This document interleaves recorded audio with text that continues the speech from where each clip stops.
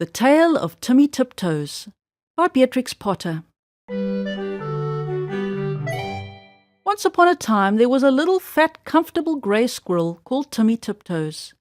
He had a nest thatched with leaves in the top of a tall tree, and he had a little squirrel wife called Goody. Timmy Tiptoes sat out enjoying the breeze. He whisked his tail and chuckled, "Little wife Goody, the nuts are ripe. We must lay up a store for winter and spring." Goody Tiptoes was busy pushing moss under the thatch. "The nest is so snug, we shall be sound asleep all winter." "Then we shall wake up all the thinner when there is nothing to eat in springtime," replied prudent Timothy. When Timmy and Goody Tiptoes came to the nut thicket, they found other squirrels were there already. Timmy took off his jacket and hung it on a twig. They worked away quietly by themselves.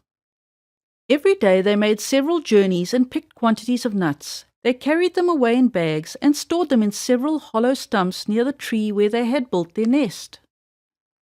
When these stumps were full, they began to empty the bags into a hole high up in a tree that had belonged to a woodpecker. The nuts rattled down, down, down inside. "How shall you ever get them out again?" "It's like a money box," said Goody. "I shall be much thinner before springtime, my love," said Timmy Tiptoes, peeping into the hole. They did collect quantities, because they did not lose them. Squirrels who bury their nuts in the ground lose more than half, because they cannot remember the place. The most forgetful squirrel in the wood was called Silvertail. He began to dig, and he could not remember. And then he dug again and found some nuts that did not belong to him, and there was a fight, and other squirrels began to dig. The whole wood was in commotion. Unfortunately, just at this time a flock of little birds flew by, from bush to bush, searching for green caterpillars and spiders. There were several sorts of little birds, twittering different songs. The first one sang, "Who's been digging up my nuts? Who's been digging up my nuts?" And another sang, "Little bit of bread and no cheese, little bit of bread and no cheese." The squirrels followed and listened. The first little bird flew into the bush where Timmy and Goody Tiptoes were quietly tying up their bags, and it sang, "Who's been digging up my nuts? Who's been digging up my nuts?" Timmy Tiptoes went on with his work without replying. Indeed, the little bird did not expect an answer. It was only singing its natural song, and it meant nothing at all. But when the other squirrels heard that song, they rushed upon Timmy Tiptoes and cuffed and scratched him and upset his bag of nuts. The innocent little bird, which had caused all the mischief, flew away in a fright. Timmy rolled over and then turned tail and fled towards his nest, followed by a crowd of squirrels shouting, "Who's been digging up my nuts?" They caught him and dragged him up the very same tree where there was the little round hole, and they pushed him in. The hole was much too small for Timmy Tiptoes' figure. They squeezed him dreadfully. It was a wonder they did not break his ribs. "We will leave him here till he confesses," says Silvertail Squirrel, and he shouted into the hole, "Who's been digging up my nuts?" Timmy Tiptoes made no reply. He had tumbled down inside the tree, upon half a peck of nuts belonging to himself. He lay quite stunned and still. Goody Tiptoes picked up the nut bags and went home. She made a cup of tea for Timmy, but he didn't come and didn't come.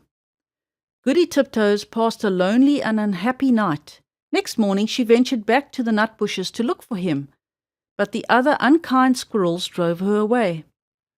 She wandered all over the wood, calling, "Timmy Tiptoes, Timmy Tiptoes, oh, where is Timmy Tiptoes?"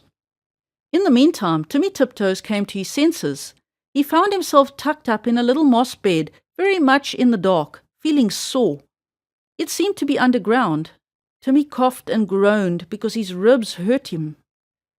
There was a chirpy noise, and a small striped chipmunk appeared with a nightlight, and hoped he felt better.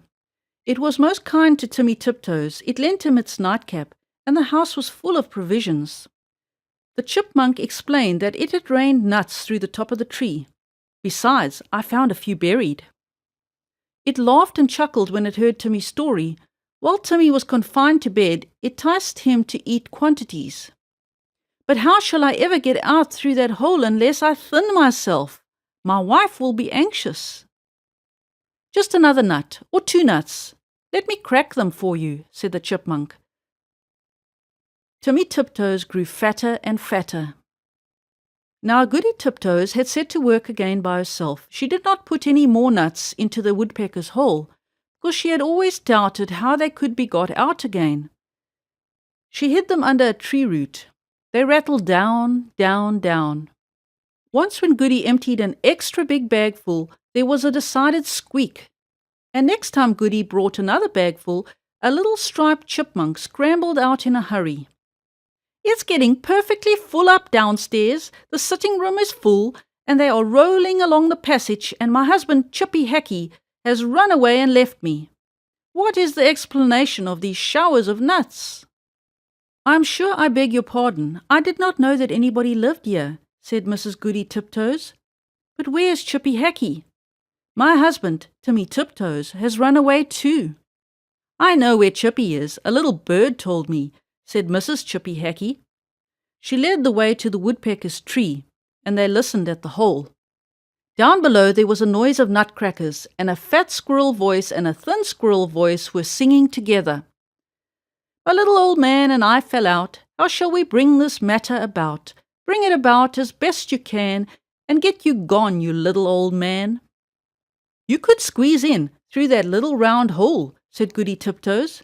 Yes, I could, said the chipmunk, but my husband, Chippy Hackee, bites. Down below there was a noise of cracking nuts and nibbling, and then the fat squirrel voice and the thin squirrel voice sang, For the diddlum day, day diddle dum die, day diddle diddle dum day. Then Goody peeped in at the hole and called down, Timmy Tiptoes, oh fie, Timmy Tiptoes. And Timmy replied, Is that you, Goody Tiptoes? Why, certainly. He came up and kissed Goody through the hole. But he was so fat that he could not get out. Chippy Hackee was not too fat, but he did not want to come. He stayed down below and chuckled. And so it went on for a fortnight, till a big wind blew off the top of the tree and opened up the hole and let in the rain. Then Timmy Tiptoes came out and went home with an umbrella. But Chippy Hackee continued to camp out for another week, although it was uncomfortable.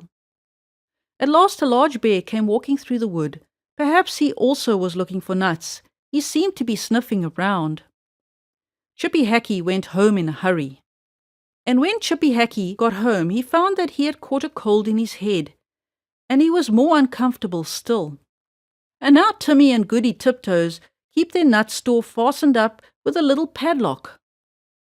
And whenever that little bird sees the chipmunks, he sings, Who's been digging up my nuts? Who's been digging up my nuts?